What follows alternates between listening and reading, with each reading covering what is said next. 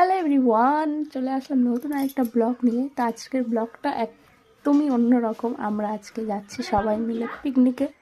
বেরিয়ে পড়লাম পিকনিকে যাওয়ার জন্য। তো আমার বান্ধবী আসছিল আমাদের বাড়িতে আমাকে নেওয়ার জন্য। তো এখন যাচ্ছি আমার বান্ধবীর বাপের বাড়িতে, সেখান থেকেই যাব আমরা। ওখানেই আছে গাড়ি, তো ওখান থেকেই আমরা যাব সবাই মিলে পিকনিক স্পটে।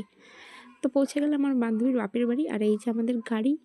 অনেকে আবার বলতে পারে, বাবা এরকম গাড়ি থেকে আবার পিকনিকে যায় নাকি? হ্যাঁ, আমরা গেছিলাম, কিন্তু দারুণ মজা করছি। কিসে গেছি না গেছি সেটা কোনো দেখার দরকার নেই, গিয়ে কেমন এনজয় করলাম সেটাই হচ্ছে মেন দেখার দরকার। আমরা গিয়ে দারুণ এনজয় করেছি, দারুণভাবে খাওয়া দাওয়া করেছি, গাড়িতে যেতে যেতেও মজা করেছি, আস্তে আস্তেও সেই মজা করছি। তো আমরা ফাইনালি পৌঁছে গেলাম পিকনিক স্পটে। আর দেখো, গিয়ে নাচা শুরু হয়ে গেছে এক একজনের। গাড়ির থেকে নামতে না নামতে আমরা বান্ধবী নাচা শুরু। তো তোমাদেরকে আমি একটু জায়গাটা দেখিয়ে দিচ্ছিলাম। আর ওইদিকে দেখো কত মানুষ পিকনিক খাচ্ছে। তারপরে একটু আমার লুকটাও তোমাদেরকে দেখিয়ে নিলাম, যে আমাকে কেমন লাগছে অবশ্যই কমেন্ট করে জানিয়ে দিও। সেদিন আমি জানি আমাকে একটু বেশি সুন্দর লাগছিল দেখতে, কেন জানি না। আর ওই দূরে দেখাচ্ছে লুপ ব্রিজ, সেটাই তোমাদেরকে দেখাচ্ছিলাম। আর এইদিকে দেখো নাচা কাকে বলে।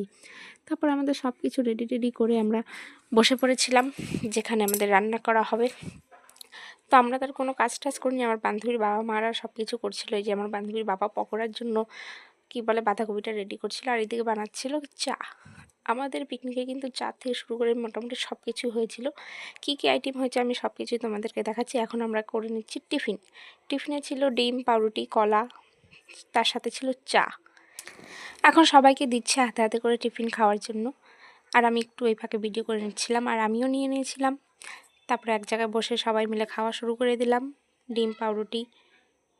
আর আমি তো চাটা খাই না, তো সেদিন একটু খেয়েছিলাম। তারপরে কিন্তু শুরু হয়ে গেছিলো পকোড়া ভাজা। বাঁধাকপির পকোড়া প্রথমে ভাজছিল, তো সেটা তো খেয়েছিলাম, দারুণ টেস্টি হয়েছিল। তারপরে কিন্তু ভেজেছিল চিকেন পকোড়া, যেটাও ভীষণই ভালো হয়েছিল খেতে। আর এইদিকে দেখো দাদাটা ধুচ্ছে মাছ নদীর জল দিয়ে, আহা দারুণ একটা ব্যাপার ছিল। তারপরে চলে আসলো আমার কাছে পকোড়া, তারপর পকোড়াটা খাচ্ছিলাম। আর এইদিকে সবাই ডান্স করছিল। ডান্সের মিউজিকগুলো দিতে পারছি না, কারণ কপিরাইট চলে আসবে তার জন্য। আর এইদিকে রান্না করার জন্য কিন্তু প্রস্তুতি চলছিল। আর এদিকে কিন্তু পকোড়া ভেজেই চলছিল আমার বান্ধবীর বাবা। এখন ভাজা হচ্ছে চিকেন পকোড়া, যেটা আমরা একটু পরে এখন খাবো। আর এদিকে কিন্তু দেখো ডালটাও বসিয়ে দিয়েছে। আর ওইদিকে গিয়ে দেখি আরেকজনের কাণ্ড, বাবা বাড়িতে জামা কাপড় ধোয়ার সময় পায়নি বলে পিকনিক এসে জামা কাপড় ধুচ্ছে। দায়িত্ব কত ম্যাডামের।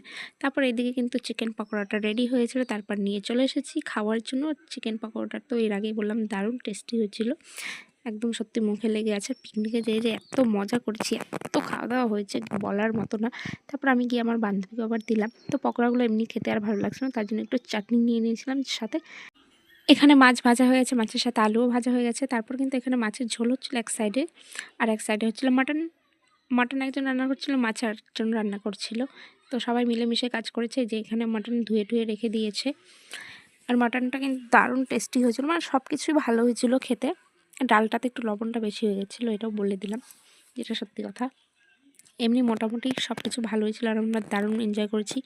আর আমি আমার বান্ধবীর ফোনে ব্লগ বানাচ্ছি, আর আমার ফোনে ব্লগ বানাচ্ছি, সেটাই তোমাদেরকে দেখাচ্ছি। আর এইদিকে আমার বান্ধবী মুখ ধুচ্ছে নদীর জল দিয়ে। তারপর এই যে মাছের ঝোল হয়ে গেছে, মাটনটা এখন কষাচ্ছে। খুব সুন্দর লাগছে কিন্তু দেখতে, কালারটা দারুণ এসেছে। আর এদিকে হচ্ছে আমাদের ভাত।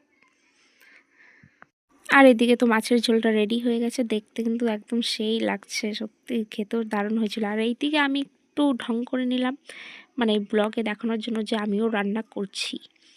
আর বলছিলাম যে আমি এখন ধরলাম বলে আরও বেশি টেস্টি হবে। সত্যি মাংসটা দারুণ টেস্ট হয়েছিল। তারপর মাংসটা কষানোর পর আমি আমার ফেভারিট পিস নিয়ে নিলাম, তেলের পিস। আমার তো দারুণ লাগে খাসির তেল খেতে। যেই যে আমার ব্লগ দেখো তারা নিশ্চয়ই জানবে, আমি অনেক ব্লগে বলেছি যে আমার খাসির তেল খেতে দারুণ লাগে। তো সেটাই আমি খাচ্ছিলাম, মন ভরে খেয়েছি। মন প্রাণ এরকম পিকনিকে গিয়ে আমি এরকম খাওয়া জীবনেও খাইনি। মানে যে যত পারে সে ততই খাচ্ছে, চিকেন পকোড়া বা মাটন কষা, যে যেরকম পেরেছে খেয়েছে। তার এইদিকে দিচ্ছিলো কিন্তু বেগুন পোড়া সাথে টমেটো পোড়া, দারুণ লেগেছিলো খেতে বেগুন পোড়াটাও। আর এইদিকে যে আমার বান্ধবীর বর চলে এসেছে, অনেকক্ষণ পরে এসেছে। আর ওকে এনে দিয়েছিলাম আমার বান্ধবীর বরকে চিকেন পকোড়া, সেটাই এখন খাচ্ছে। আর এইদিকে আমার বান্ধবী নিয়ে এসেছে মাটন কষানো। তারপর সবাই মিলে বসে খাচ্ছিলাম। আর এইদিকে দেখো মামি হচ্ছে বেগুন মাখাচ্ছে, বেগুন পোড়া। আর এইদিকে কিন্তু মাটনটা হয়ে গেছে। আমার এখনই আবার খিদে পেয়ে যাচ্ছে এগুলো দেখতে দেখতে, ভিডিওটা এডিট করতে করতে।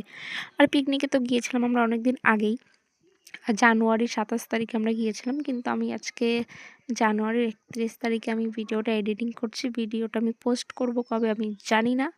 আর ভিডিওটা অনেকটা বড় হয়ে গেছে, এটাই বলার। তো এখন আমাদের খাওয়ার পালা, খেতে বসে পড়েছি। বেগুন পোড়া দিয়ে খেয়ে নিলাম, ডাল দিয়েও খেয়ে নিলাম, এখন পাতে পড়ে গেছে মাছ। তারপরে চলে এসেছে আমাদের মেইন কোর্স, খাসির মাংস, যেটা ছাড়া অসম্পূর্ণ হয়ে যায়। তো খাওয়া দাওয়া তো বেশ জমিয়েই করলাম, দারুণ এনজয় করলাম।